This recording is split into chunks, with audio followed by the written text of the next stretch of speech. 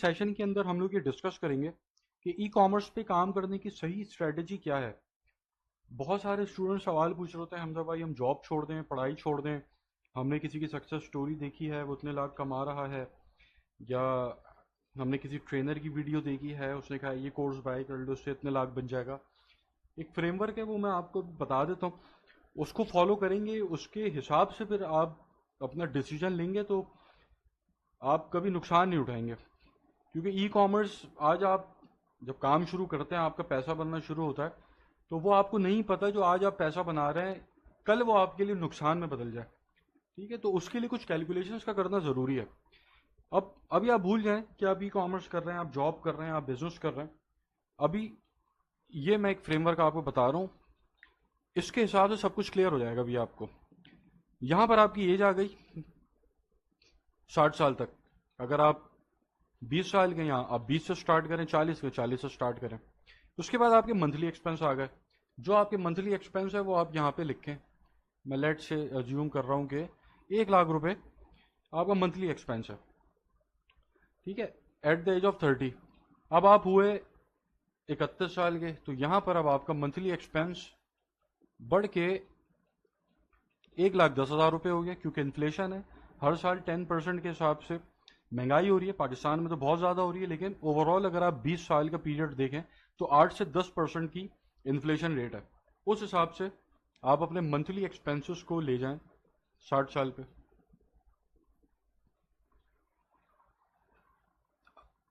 सही है। अब यहाँ पर अब आप ये देखें कि जो आपका मंथली एक्सपेंस 1 लाख रुपए था एट द एज ऑफ 30, वो आपका monthly expense at the age of 45 4,17,000 रुपये होगा। मतलब कि जो जिंदगी आप 30 साल की उम्र में 1 लाख रुपए खर्च कर कर जी पा रहे थे, वो सेम जिंदगी आपको जीने के लिए एट द एज ऑफ 45 4,17,000 रुपये खर्च करने पड़ेंगे। ठीक है, इन्फ्लेशन की वजह से। अच्छा, अब आप आ जाए अदर एक्सपेंसेस पे। लेट से आपको एट द एज ऑफ 40 की उम्र में आपको अपने बच्चों की पढ़ाई के लिए पैसा चाहिए। यहाँ पे एक्स अमाउंट में एक लिख लेता हूँ, कुछ भी हो सकता है ये। फिर आपको एट द एज ऑफ 55 आपको अपने बच्चों की शादी के लिए पैसा चाहिए। एट द एज ऑफ 45 आपको शायद घर बनाना है, उसके लिए पैसा चाहिए। तो ये सारे आपके अदर एक्सपेंसेस आ गए जो आपकी ज़िंदगी में होने ही होने। और आपके मंथली एक्सपेंसेस हैं कि जो हर साल बढ़ेंगे ही बढ़ेंगे, इसके ऊपर आपका कोई काबू नहीं है। तो अब ये आपकी पूरी ज़िंदगी का सिस्टम आपके सामने आ गया एक शीट के ऊपर। अब यहाँ पर ज़रा आप कंपेयर करें कि इनकम वन वन जो है, मैं यहाँ पे इसको एज अ जॉब कंसिडर करता हूँ कि यहाँ पर जो जॉब वाले हैं उनकी इनकम आप यहाँ पे कंसिडर करें। चलें जी, आप 1 लाख रुपए कमा रहे हैं जॉब से। अब 1 लाख रुपए जो आप जॉब से कमा रहे हैं at the age of 30, monthly expense आपका 1 लाख है, तो आप जो कमा रहे हैं वो आपका एक्सपेंसेस के अंदर जा रहा है। ठीक है, अब एट द एज ऑफ 32 अगर आप जॉब कर रहे हैं तो आपको जो इंक्रीमेंट मिलता है वो तकरीबन 5 से 6% का है। तो अगर आप 5% के हिसाब से भी ग्रो करते हैं तो एट द एज ऑफ 40 साल की उम्र में आपकी तनख्वाह होगी तकरीबन 1.5 लाख रुपए होगी, 1,62,000 रुपये होगी। और जो आपके मंथली एक्सपेंसेस हैं वो होंगे 2,60,000 तकरीबन। तो आप ये देखें, अब डिफरेंस आ गया। अब जॉब के ऊपर अगर आपकी पोजीशन ऐसी पोजीशन नहीं है कि जहां पर तेज ग्रोथ मिले, तो वहां पर आप अल्टीमेटली जैसे जैसे टाइम आगे बढ़ता चला जाएगा आप गुर्बत की तरफ जाते चले जाएंगे। भले अभी आप जो आपकी तनख्वाह है उसके ऊपर आपकी जिंदगी अच्छी गुजर रही है, लेकिन जिस हिसाब से महंगाई हो रही है, अगर उस हिसाब से आपकी जॉब में सैलरी नहीं बढ़ी तो आप अल्टीमेटली गरीब हो रहे हैं, आप गुर्बत की तरफ जा रहे हैं। और जैसे जैसे साल आगे बढ़ेगा आप और गरीब होते चले जाएंगे, आपके मंथली एक्सपेंसेस बहुत ज़्यादा हो जाएंगे, आपकी सैलरी कम हो जाएगी। तो ये एक सिनेरियो हो गया जॉब का। इनकम टू अब हम देख लेते हैं जो फिजिकल बिजनेस कर रहे हैं। यहाँ पे ऑनलाइन बिजनेस की बात नहीं हो रही, फिजिकल बिजनेस की बात हो रही है। आपकी एक शॉप है, शू शॉप है, शू स्टोर है आपका एक। ठीक है, अब वहां पर आपने 1 लाख रुपए कमाया और फॉर एग्जाम्पल 1 लाख रुपए आपका मंथली एक्सपेंस निकल गया। अब जो बिजनेस है वो इन्फ्लेशन को बीट करेगा आपका ये बिजनेस। ठीक है, अब यहां पर अगर इन्फ्लेशन हो गई है, महंगाई 10% बढ़ी है, तो आपकी इनकम भी बढ़ जाएगी। ठीक है, ऐसे करके आपकी एट द एज ऑफ 40 तक अगर मैं जाऊं तो जो आप कमा रहे हैं वो आपके एक्सपेंसेस में जा रहे हैं। तो अगर आप फिजिकल कोई बिजनेस कर रहे हैं तो उसके अंदर ना आप अमीर हुए ना आप गरीब हुए। अमीर हो सकते हैं, लेकिन अभी हम बिल्कुल वर्स्ट सिनेरियो की बात कर रहे हैं कि क्या हो सकता है। ना आप अमीर हुए ना आप गरीब हुए। जो लाइफ स्टाइल आपका 30 साल की उम्र में था वही 40 साल पे, और ऐसे ही वही आपकी जैसे जैसे आगे बढ़ती चली जाएगी उम्र, आगे बढ़ता चला जाएगा। तो ये आ गया आपका बिजनेस। यहाँ पे मैं लिख लेता हूँ जॉब, जॉब, और ये आपका आ गया बिजनेस। सही है। अब आपकी आ गई इनकम थ्री, इसको हम ले लेते हैं ई कॉमर्स। इसको हम ले लेते हैं ई कॉमर्स में।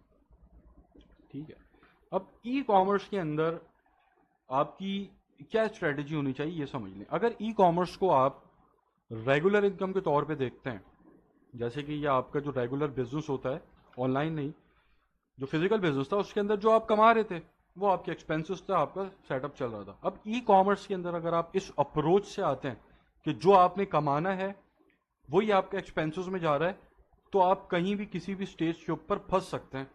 कैसे फंस सकते हैं कि आपने 1 लाख आपके खर्चे हैं, 1 लाख आपने कमा लिया, ठीक है, उसके बाद आपने ग्रो किया अपने खर्चों के हिसाब से, और आप यहाँ पे ग्रो करते चले गए। एट द एज ऑफ 34 आपका बिजनेस हो गया बंद। फेसबुक ने बोला कि भाई अब पाकिस्तान अब फेसबुक पे ऐड नहीं चला सकता। गूगल ने बोला अब हम अलाउ नहीं कर रहे पाकिस्तानियों के को ऐड चलाएं फेसबुक के अपने प्लेटफॉर्म पे, गूगल पे। तो अब आप कहाँ पे खड़े हैं? आप तो रेगुलर इनकम ले रहे थे ई कॉमर्स से, न पीछे आपकी जॉब है न पीछे आपका कोई फिजिकल बिजनेस है, आपके पास एक सिंपल ई कॉमर्स का सहारा था जो कि अब बंद हो गया। अब आप क्या करेंगे? ठीक है, अब ये चीज आपको कहीं का नहीं छोड़ेगी अगर आप इस अप्रोच के साथ काम कर रहे हैं कि जितने मेरे खर्चे हैं उतना मैं महीने का बना के सुकून से बैठा हूं। ई कॉमर्स के अंदर, ई कॉमर्स एक अपॉर्चुनिस्टिक बिजनेस है, इसके अंदर आपने स्केलिंग कर दी। अगर आप ई कॉमर्स में स्केलिंग अप्रोच के साथ नहीं आ रहे तो आपके साथ अगर ये वाला सीन हो गया कि एट द एज ऑफ 34 4 साल आपका बिजनेस बड़ा अच्छा चला, लेकिन एट द एज ऑफ 34 अगर ई कॉमर्स बंद हुई आपकी, तो आप तो फारिग हो गए। अब ये जो जॉब वाला है, अगर एट द एज ऑफ 34 इसकी जॉब चली जाती है तो इसके पास जॉब का एक्सपीरियंस है, ये किसी दूसरी कंपनी में जॉब के लिए अप्लाई कर सकता है, 6 महीना फारिग बैठेगा, लगी जाएगी जॉब। जो ये बिजनेस कर रहा है, अगर इसके बिजनेस के अंदर कोई ऊंच नीच हो जाती है तो इसका बिजनेस वैसी कस्टमर बेस बना हुआ है, लोग जानते हैं, लोग लेते हैं, रेगुलर कस्टमर्स हैं। आपका क्या होगा अगर एट द एज ऑफ 34 आपका ई कॉमर्स बंद हुआ? तो आपका क्या होगा? आपके पास तो आपका प्लेटफॉर्म चला गया पूरा जिसके ऊपर आप काम कर रहे थे। अब आप क्या करेंगे? तो अगर आप अभी ये देख रहे हैं कि मेरे लिए जो मैं महीने का खर्चा कर रहा हूं, महीने के जो मेरे खर्चे हैं, और ई कॉमर्स से अगर आप उतना ही महीने का कमा रहे हैं, तो ये आप बहुत बड़ा अपने साथ नुकसान कर रहे हैं। अभी ये आपको फायदा पहुंचाएगी ये चीज, लेकिन आगे जाकर किसी भी स्टेज के ऊपर अगर आपके साथ कोई भी मिसहैप होता है तो आप फिर कहीं के नहीं होंगे। ठीक है, तो ई कॉमर्स पे काम करना है तो उसकी सही स्ट्रेटेजी है स्केलिंग अप्रोच के साथ आना है कि आपने दिन के 100 ऑर्डर, 200, 300, 500 ऑर्डर लेने हैं, दिन के 500 पीस बेचने की आपने अप्रोच रखनी है। अब अगर आप ऐसी अप्रोच के साथ ई कॉमर्स में आते हैं तो अब यहाँ पे सर हम इसको थोड़ा सा और देख लेते हैं कि आप ई कॉमर्स में फर्स्ट ईयर चले, आपने 1 लाख कमाया, अगले साल आपने 5 लाख पे स्केल किया, उसके अगले साल आपने 10 लाख पे स्केल किया, ठीक है, उसके अगले साल आपने 12 लाख पे स्केल किया। इस मोड के साथ अगर आप ई कॉमर्स पे चलेंगे तो यहां पर जो पैसा आपका एक्स्ट्रा बन रहा है उसको आप री इन्वेस्ट करेंगे फिजिकल मोड में, फिजिकल बिजनेस में। अगर आप ऑनलाइन जूते बेच रहे हैं तो आप जो एक्स्ट्रा इतनी स्केलिंग के बाद पैसा कमा रहे हैं उससे आप अपना ब्रांड लॉन्च करेंगे पाकिस्तान में, फिजिकल उसको लॉन्च करेंगे किसी मॉल के अंदर, अपना आउटलेट खोलेंगे, अपना एक फिजिकल ब्रांड बनाएंगे, ताकि अगर ई कॉमर्स पे कुछ ऊंच नीच हो गई अल्लाह ना करे तो आपका ये पीछे बिजनेस खड़ा हुआ है कि जो आपको सहारा देगा, जो ये आपके मंथली एक्सपेंसेस है ना, जो अगर होने ही होने, जो फिर ये इसको संभाल सके। तो ई कॉमर्स के अंदर आप इस अप्रोच के साथ आए तो आप ये जो अप्रोच है ये बिल्कुल सही अप्रोच है और ये एक सेफ अप्रोच है ई कॉमर्स की। ठीक है, और ऐसे ही अगर आप फ्रीलांसिंग की तरफ है तो फ्रीलांसिंग के अंदर आप कोशिश करें डिजिटल मार्केटिंग एजेंसी की तरफ जाएं, सिर्फ फ्रीलांसिंग के सहारे ना बैठें, क्योंकि वहां पर आप स्केलिंग कर सकते हैं, और अगर आप ई कॉमर्स में स्केलिंग नहीं कर रहे तो आप अपना नुकसान कर रहे हैं, जैसा मैंने बताया। अब यहाँ पर आप जब ज़्यादा पैसे कमा रहे होते हैं ई कॉमर्स के अंदर, तो यहाँ पर री इन्वेस्ट कर रहे होते हैं। आप अपने फिजिकल स्टोर की तरफ जा सकते हैं, आप अपना पैसा और डोमेन्स के अंदर इन्वेस्ट कर सकते हैं, और बहुत सारी चीज़ें करने को वहाँ पर आप अपनी इन्वेस्टमेंट कर सकते हैं कि जहाँ से आपका ये वाला जो पार्ट है ये कवर अप होगा। क्योंकि अल्टीमेट गोल तो यही है कि ये वाला जो दो कॉलम्स हैं, ये मंथली एक्सपेंसेस और अदर एक्सपेंसेस, ये दो कवर करना है जिंदगी का, सबकी यही मकसद है। अब ये मकसद अगर आपकी जॉब से पूरा हो रहा है, आप जॉब करते रहें। अगर आपके बिजनेस से पूरा हो रहा है, फिजिकल बिजनेस से, तो आप ई कॉमर्स की तरफ ना आए, आपकी मर्जी। लेकिन अगर आप ई कॉमर्स की तरफ हैं, तो ई कॉमर्स के अंदर जो मैंने आपको बताई है अप्रोच, इस अप्रोच के साथ आपको काम करना पड़ेगा, जब भी फिर आपके लिए ये चीज़ फायदेमंद है।